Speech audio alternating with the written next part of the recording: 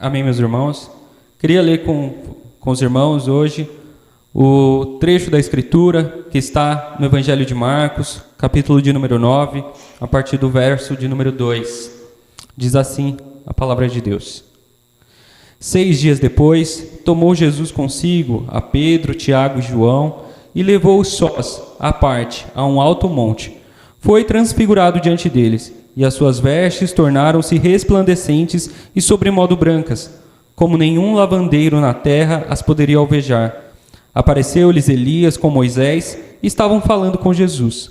Então Pedro, tomando a palavra, disse: Mestre, bom é estarmos aqui e que façamos 3 tendas. Uma será tua, outra para Moisés e outra para Elias.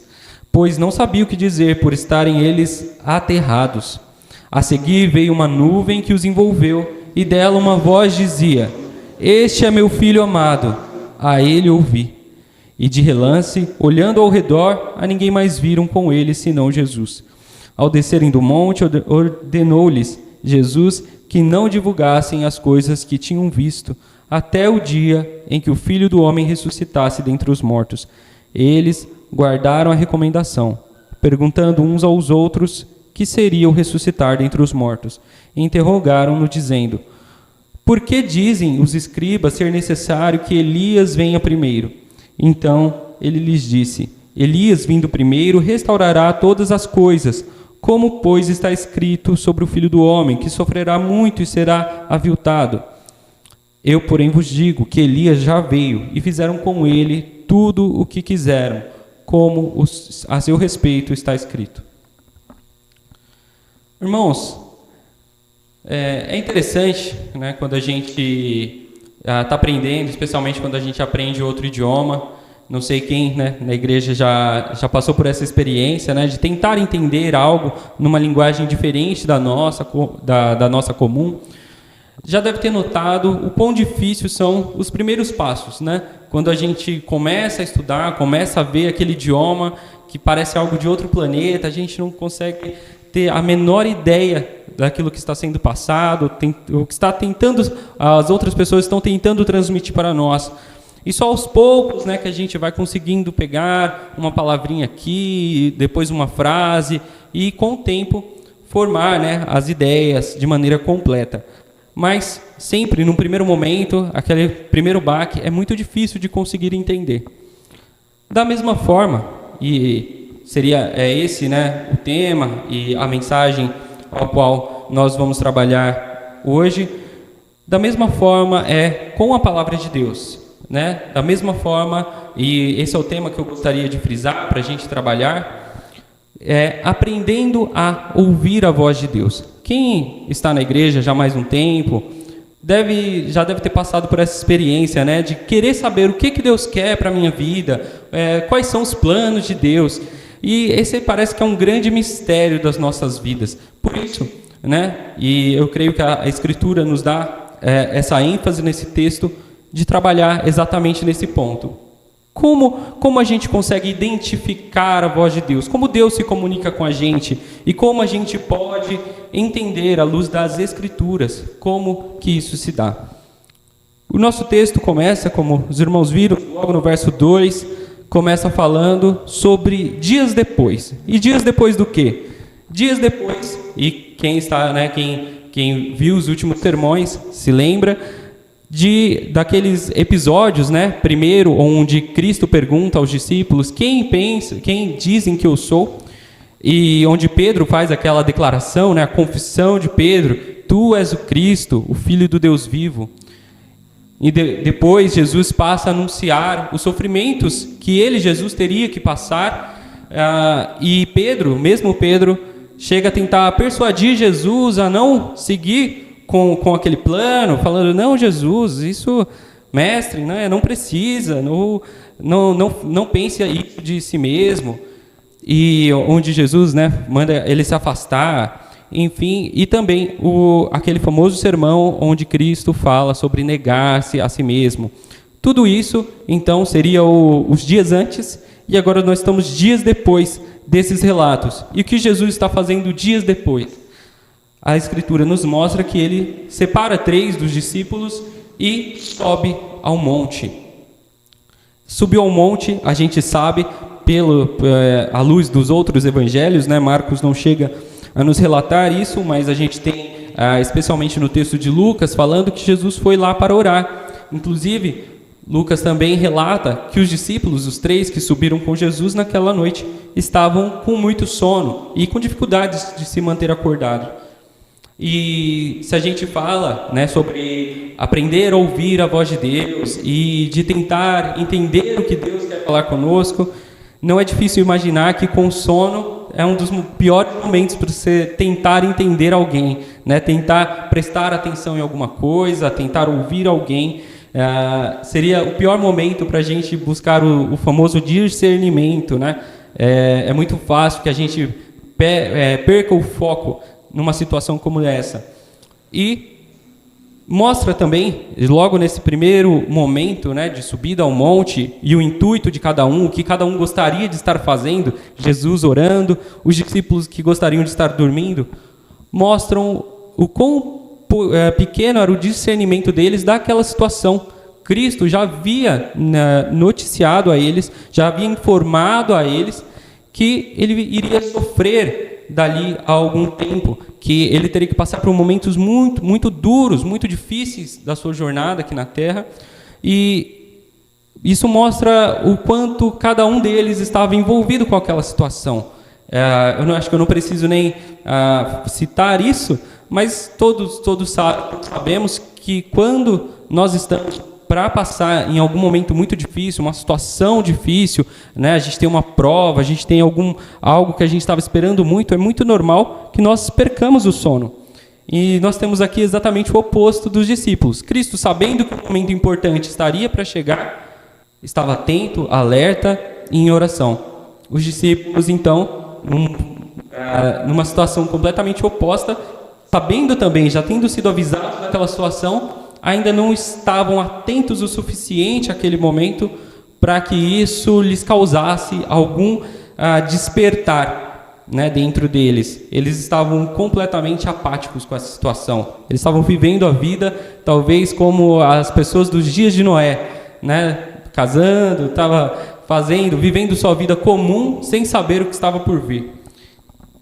Mas naquela noite, a gente sabe que eles não dormiram, né? Se a gente tem o relato do Getsemane, quando Jesus orava, e ali eles pegaram no sono algumas vezes, naquela noite não deu tempo para chegar, né, a tal ponto. Porque já no próprio verso 2, e entrando para o verso 3, a Bíblia nos relata que Jesus, diante dos olhos dele, foi transfigurado, de forma a resplandecer, as suas roupas ficarem brancas, como nenhum lavandeiro conseguiria atingir, e brilhar. E eles passaram a ver diante dos olhos dele a glória de Deus, a glória de Jesus, do Deus encarnado. E é nesse momento também, quando Jesus brilha e a glória dele resplandece diante dos seus discípulos, em que duas figuras muito conhecidas da Bíblia, né, e que de especial importância, ainda mais se a gente pensar ali no cenário judaico, né, de como da esperança que aqueles homens tinham, né, e de onde vinha a fé deles, onde estava baseada, né, nas Escrituras. E duas figuras centrais aparecem então, né, dois homens certamente muito relevantes para a história, que eram Moisés e Elias. E aqui eu acredito que a gente entra no primeiro dos grandes pontos aqui do sermão, que é algo que a gente deve refletir, que é o cristianismo e a nossa fé, eles não começaram com a gente, quando a gente se converteu, bem como é o que é apresentado aqui. Quando Moisés e Elias aparecem, depois a gente vai tratar da reação de Pedro, mas eles não aparecem ali por acaso, né? Eles não aparecem ali por mero capricho de Deus, mas para mostrar ou para apontar que Deus, desde o princípio, já vinha mostrando e indicando o caminho por meio dos seus profetas, por meio de homens que ele havia levantado antes dos discípulos, né? E que falavam do Cristo. A gente falando de Moisés, por exemplo, a gente tem uma figura central sobre a lei, No Novo Testamento, não é incomum a gente ver as pessoas se retratando, ao falar da lei, falando de Moisés. Moisés disse aquilo, ou se referindo a algum trecho das Escrituras, em especial algum trecho da lei. Então, isso é bem comum, né? Ele está completamente associado. E o que Moisés fez, senão, e é o que a própria Bíblia nos aponta, apontar a Cristo, né? A lei, ela vem talvez aí com 3 grandes propósitos, sendo o primeiro de apresentar o caráter de Deus, a vontade de Deus, o que ele gostaria que nós, como ele gostaria que nós agíssemos. Num segundo ponto, mostrar que nós éramos incapazes de cumprir com os propósitos de Deus. E claro, no terceiro ponto, e Paulo, né, vai falar sobre isso, a Escritura, né, de maneira geral, especialmente o Novo Testamento, vai apontar muito para isso. Ela vem como uma sombra do Cristo, do Messias que havia de vir.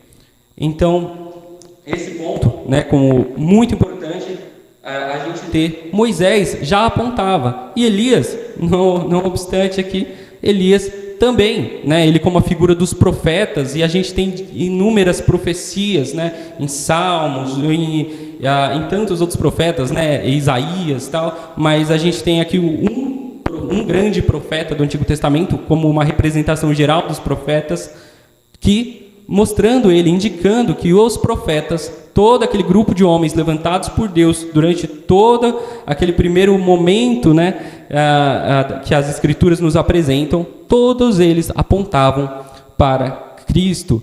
A gente pode colocar aqui o exemplo como placas de trânsito, né? A gente tem um caminho, a gente tem uma curva no caminho e a gente tem uma placa que indica aquela curva. Tanto Moisés como Elias seriam a placa, né? A indicação, tá vindo uma curva, tá vindo um caminho ali para frente. Eles estão nos dizendo como seria, né? Onde nós deveríamos chegar. E é isso que a Escritura então está nos apresentando, e por isso que eu coloquei logo como primeiro ponto. A gente tem que ter essa ideia na nossa mente. A nossa fé, ela não vem de lugar nenhum, ela não começou do nada e ela não surgiu, em especial, no dia que nós nos convertemos, né? No dia que eu aceitei Jesus, né? Como é muito colocado, então ali começou o cristianismo. Não é assim. A Escritura, né? E toda a fé, de maneira geral, ela está presente desde o princípio dos tempos, né? Desde Adão. A gente já trabalha, né, nesse tema, e pensando em Escrituras, então, desde que Moisés escreveu ali o Pentateuco, a gente começa a ter já algo de revelação escrita, né, da parte de Deus, não que fosse o primeiro, né? Moisés relata muitos homens antes dele, como Abraão, e enfim. Então, uma coisa que a gente tem que ter na nossa mente, a gente como cristãos reformados, tem, é claro, um dos grandes pontos da nossa fé, que é somente a Escritura, e sim, isso está correto, somente a Escritura. Ela é suficiente, né, para nos apresentar e nos dar entendimento sobre Deus e sobre o que é necessário para a nossa salvação. No entanto, a gente tem que ter ciência de que isso não significa que eu vou ter uma iluminação especial e olhar para as Escrituras e poder tirar a reflexão que eu quiser diante dela, pois Deus também levantou muitos outros homens tão capazes quanto nós, que estudaram muito a Bíblia, e a gente pode buscar essas referências, como a gente faz, né, sempre, né, a gente olhando já depois da história pós-bíblica, né, a gente olha para Calvino, a gente olha para Lutero. Houveram grandes homens de Deus na história também. O cristianismo não começou no dia que nós nascemos, ou no dia que nós nos convertemos. Bem como a Escritura não começa no Novo Testamento, como alguns julgam, né, eu quero saber o que Jesus disse e nada mais. O que a Bíblia está nos mostrando aqui, com Jesus conversando com Moisés e Elias, toda a Escritura já apontava para ele. Toda a Escritura, ela é completa em si, porque toda ela aponta para o mesmo evento central. Moisés, Elias e tantos mais, Davi e qualquer outro personagem na Bíblia, todos eles estavam apontando para esse grande momento da vinda de Cristo. A Bíblia, né, ela é fechada nela, né, toda ela é necessária. Num segundo ponto, a gente tem no verso 5, então, a fala de Pedro nesse contexto. E eu queria imaginar com os irmãos aquele momento, né? A gente imaginando Pedro vendo Jesus resplandecer, Moisés e Elias aparecem, eles começam a conversar. E Pedro, a Escritura mesmo fala, ele não tinha nada para dizer. E se você pensar nas gafes que você já deu na sua vida, essa deve ser algo que Pedro deve ter se lembrado por muito tempo. Porque naquele momento, ele teve uma ideia muito boa, muito clara, né? Vamos fazer tendas, né? Uma para cada, uma para Jesus, uma para Moisés, uma para Elias. Parece algo muito bonito, mas né, ele mal imaginava que o que ele estava falando era algo extremamente errado, ou se a gente pensar, no minimamente seria uma gafe, né? Ele deu uma bola fora, vamos dizer assim, porque, e aqui entra já o segundo ponto dessa exposição, que é ouça mais, ouça mais. Muitas vezes a gente está muito preocupado em falar, em explicar. Isso acontece muito logo que a gente descobre alguma nova informação. Isso provavelmente muitos viveram assim que se converteram, né? Você se converte e você já quer falar e falar e falar. E não é errado a gente pregar, não é isso que eu estou falando, né? Nós devemos em todo tempo, em tempo e fora de tempo, pregar a palavra de Deus. Mas nós devemos estar mais prontos para ouvir do que para falar, né? Nós devemos estar mais interessados em ouvir de Deus, em entender a palavra de Deus, em ouvir, em sentar, em ouvir explicações, ouvir um sermão, em ler a palavra, do que em sair, né, colocando regra e falando e tentando explicar coisas que às vezes a gente ainda não sabe. E não há nenhum erro em falar que você não sabe de algumas respostas. A nossa sociedade, né, a gente pensando nos nossos dias, está muito preocupada nisso, né, em dar respostas. Tudo tem que ter uma resposta, tudo tem que ter uma explicação lógica sobre aquele assunto.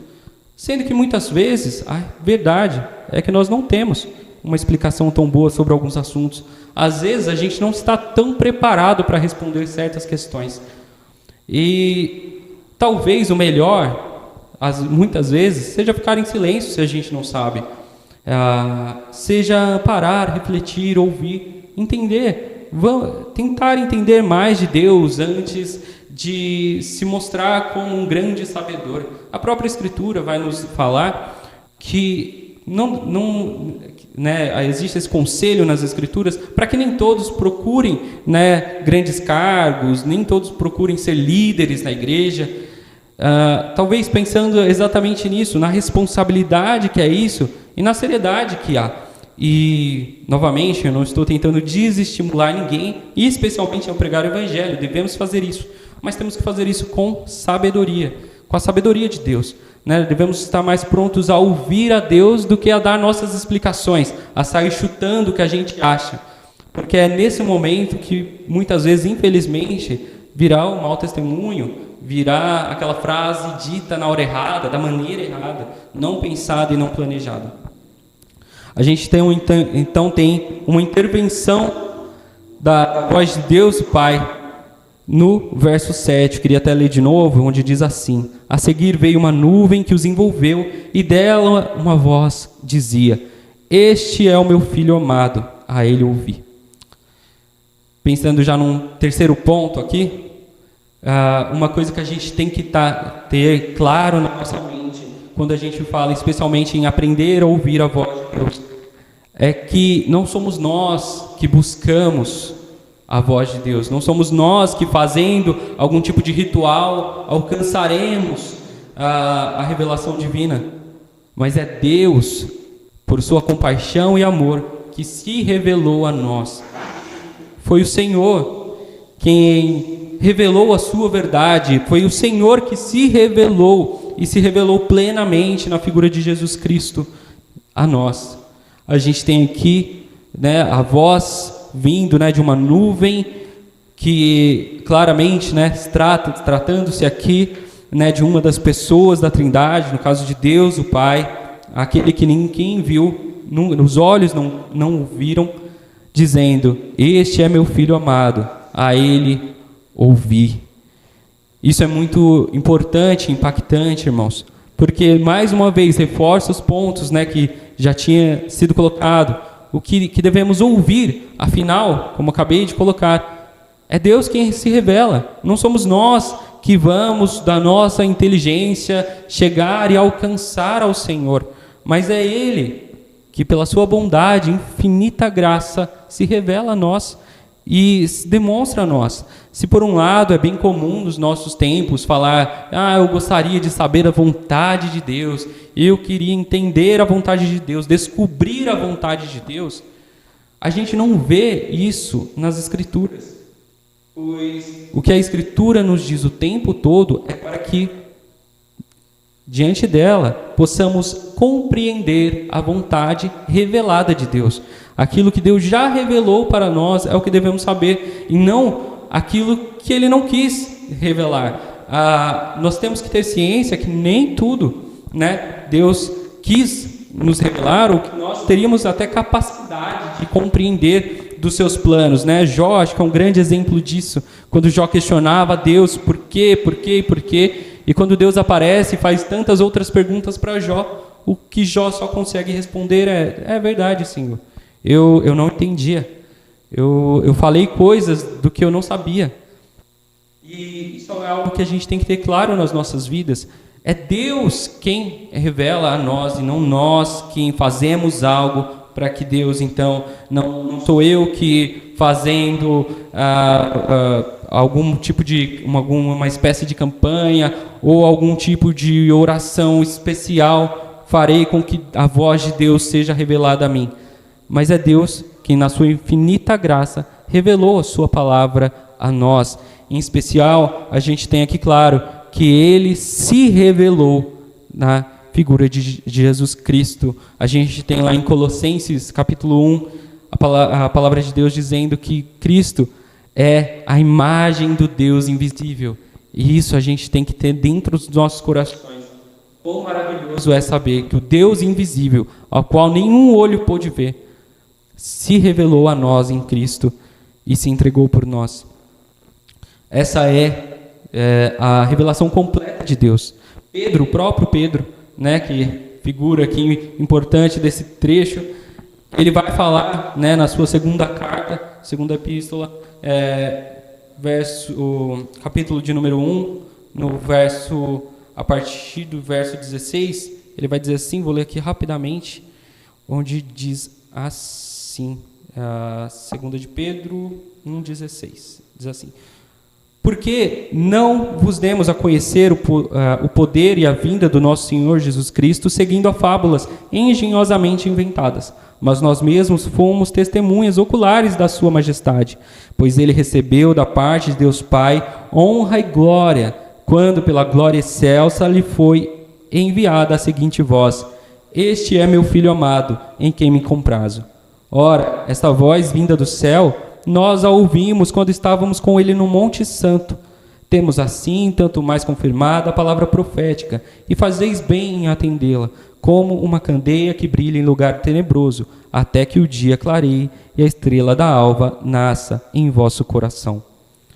Que nós temos aqui, né, e é bem interessante ver Pedro falando, né, refletindo sobre esse mesmo momento, anos depois, né, quando ele escreve essa carta, ele refletindo naquilo que ele viveu, né, tendo visto a glória de Deus, tendo visto, né, Jesus glorificado diante dele, e falando daquele momento, né, e enaltecendo não necessariamente o fato da experiência, que é algo que nos nossos dias muitos buscam, mas enaltecendo a própria Escritura de Deus em seu relato, pois ele fala, né, que a minha palavra, tenho, né, a minha palavra importante, mas tanto mais os profetas. E ele cita, quando ele vai falar o que Deus falou, ele cita Isaías, né, o jeito que ele escreve, a frase como está colocada, é a mesma frase que vemos em Marcos, mas a estrutura dela é a mesma que a gente tem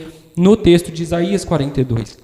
E por que isso é importante? Que ele coloca, né, no próprio texto dele, a palavra, a escritura, né, todo o Antigo Testamento como uma candeia que nos iluminou até que o sol aparecesse, sendo este sol, então, a própria figura de Jesus, que ilumina e a luz para todos os homens. E então, no último trecho aqui, né, dessa exposição, no último trecho aqui que nós lemos no início, a gente tem um diálogo entre Jesus e seus discípulos, onde Jesus fala que eles guardassem aquilo com eles por um momento, e só depois, então, de Jesus ter ressuscitado, eles poderiam divulgar. O trecho fala, inclusive, que eles cumpriram isso. E depois eles passam a falar de um Elias que viria antes do Messias, e Jesus faz, né, com que eles entendam que este Elias era João Batista, que restaurou todas as coisas. E é interessante falar assim, porque o que João Batista restaurou? Se a gente for ver lá, né, todos os evangelhos relatam um pouco sobre João Batista e o seu ministério.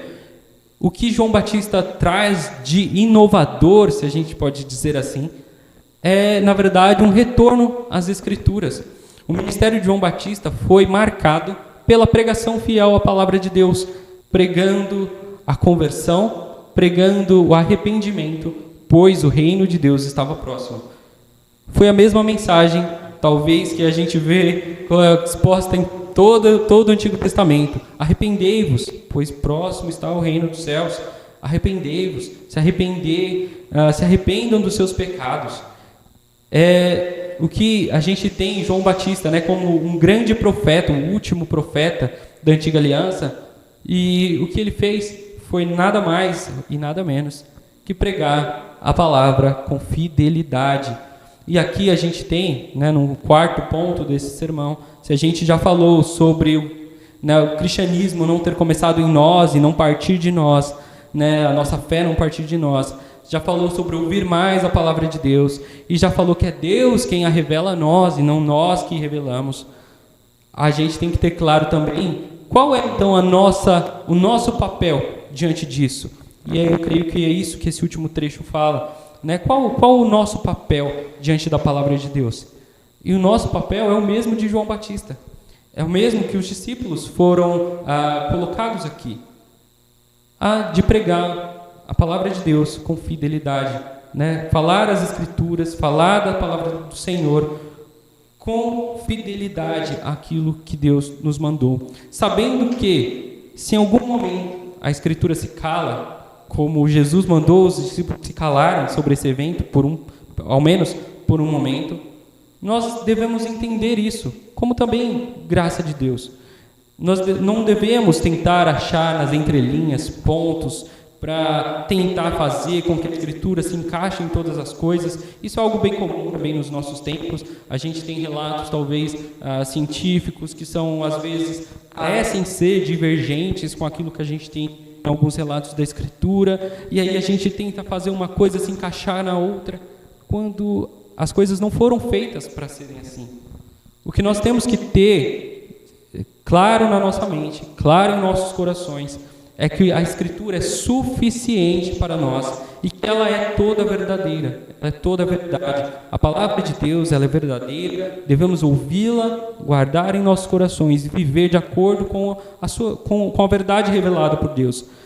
Mas não devemos tentar encaixá-la em todas as coisas do mundo ao nosso redor. Ela está, sim, presente na forma com que eu lido com todas as coisas, mas Deus não revelou, por exemplo, se a gente for pensar, eu lembro muito de um trecho de um livro do C.S. Lewis que falava sobre isso, quando a Escritura manda que a gente alimente os pobres, ela não nos ensina receitas sobre culinária e como que a gente vai fazer isso. Então existe, é claro, conhecimentos e coisas a serem aplicadas para fora, mas nós temos que saber que aquilo que tange a nossa salvação, que tange o nosso relacionamento com Deus, aquilo que fala sobre a maneira como nós devemos lidar, inclusive, com as demais coisas, para tudo isso, a Bíblia, ela é suficiente. E quando nós a pregarmos a mais pessoas, pregarmos aos nossos irmãos, nós devemos fazê-la não de outra forma que não seja completamente fiel ao que a Bíblia nos manda expor. Nós devemos, então, nos relacionar como João Batista fazia, retornando às Escrituras para pregá-la com fidelidade em amor a Deus. Então, concluindo já, né, o nosso sermão, se eu pudesse apenas reforçar os pontos que foram tratados aqui. O primeiro é que não tratemos a Bíblia, em especial, como um livro ultrapassado, em nenhum dos seus relatos, né? Que não fiquemos só com o Novo Testamento, ou só com o Antigo Testamento, mas que possamos entender que toda a Bíblia é palavra de Deus. Então, se eu quero ouvir a voz de Deus, abra a Bíblia, leia a Bíblia e busque entendimento do que ela está falando para nós, pois ela é viva e eficaz e fala conosco nos nossos dias. Se tem no segundo ponto, né, algo que nós devemos aprender a ouvir mais. Então, casa, né, com o primeiro também, que possamos ouvir mais, que possamos estar mais aptos a entender o que Deus revelou a nós, antes de querer novidades, né? Eu quero uma revelação especial para mim. A grande revelação especial de Deus para nós é Cristo Jesus, e tudo que nós temos sobre Ele está presente nas Escrituras, né? Então, que possamos nos deliciar, né, na leitura das Escrituras e em buscar esse entendimento, entendendo, no terceiro ponto, que é Deus que se revela a nós e não nós que de alguma forma fazemos com que Ele fale, né? Não há nada de especial que eu possa fazer para que Ele fale. Eu tenho que compreender isso, que a grande graça dele já foi revelado para nós nas Escrituras. E no quarto ponto, que possamos comunicá-la, que possamos todos os dias das nossas vidas, em tempo e fora de tempo, focar em comunicá-la a ela, a todos, com emergência e sempre que possível.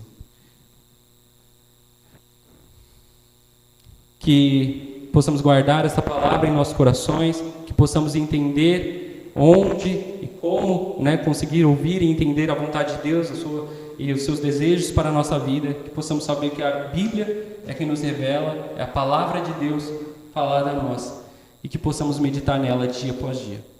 Amém, meus irmãos. Glórias a Deus.